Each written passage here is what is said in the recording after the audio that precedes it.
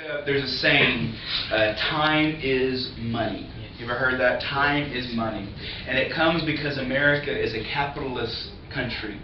And every hour is a time that you could be making money. And so we value time very highly. But, just so you know, we don't value time as highly as Britain does. England is even more strict than America. But coming to Indonesia, I've adapted. It's okay, Ari. It's good. You don't have to apologize. It's okay. That's not why I said it. But just know that when you're with Americans and you're with a meeting with them, they are going to be there early, and they're going to be there at least on time. And also, let's say your American boss calls a meeting from 9 to 10. The meeting will end at 10 o'clock. Even if you don't get everything talked about, even if you have an agenda that still hasn't been completed, doesn't matter. We're stopping the meeting at 10 o'clock. So it's a very time-oriented. The clock rules America.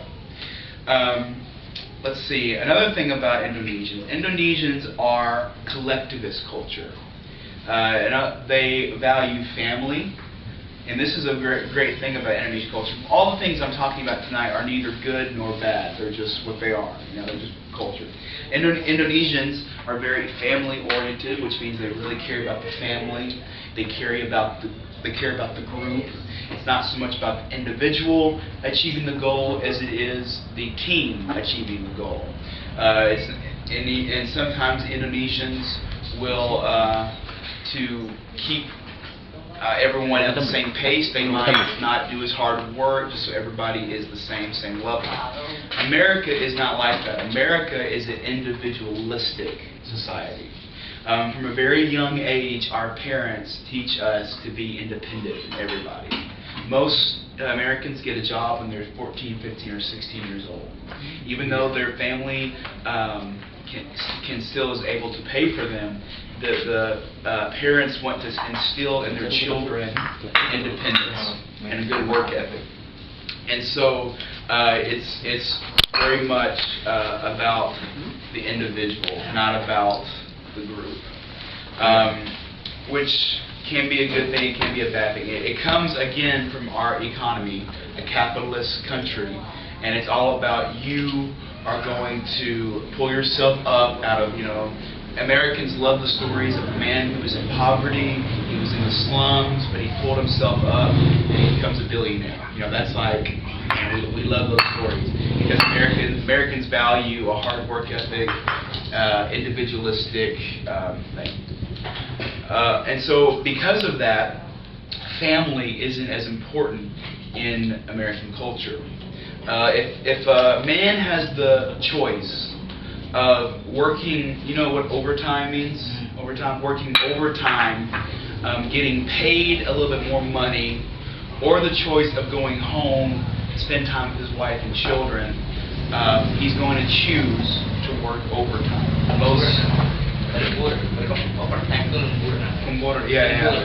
That's what I mean, yeah.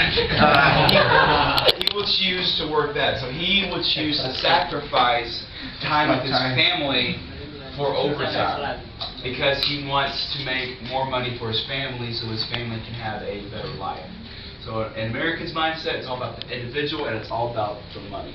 It's all about the money, which is it's a bad thing in our society. Americans can be very materialistic. They just want. They're never satisfied with what they have. Never satisfied with what they can do.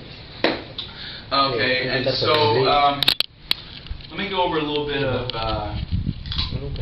the taboos in America. In Indonesia, what I mean when I say taboos? Taboo, cultural taboo. Can anybody give me an example of a taboo in Indonesia?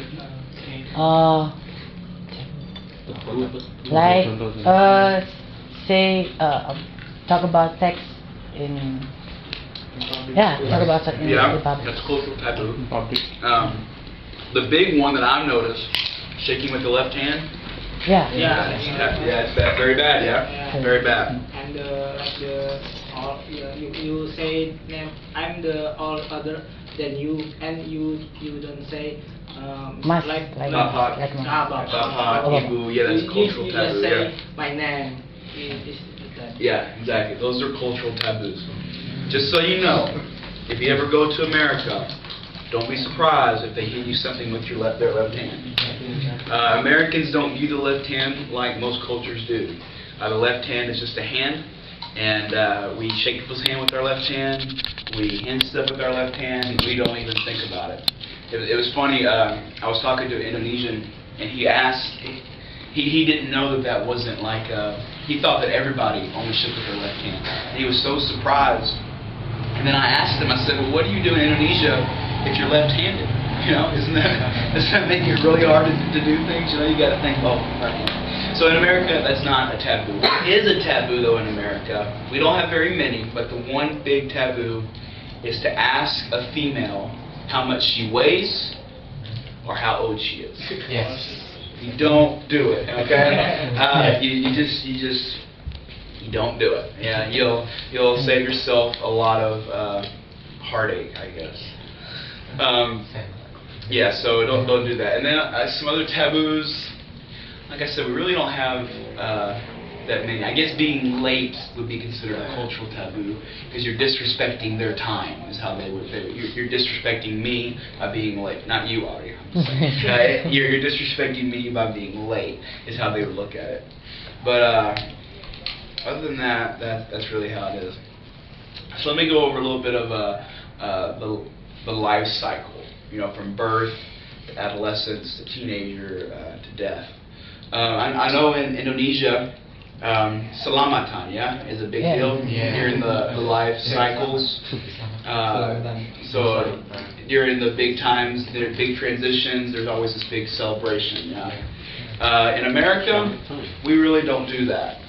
We really only have birthdays.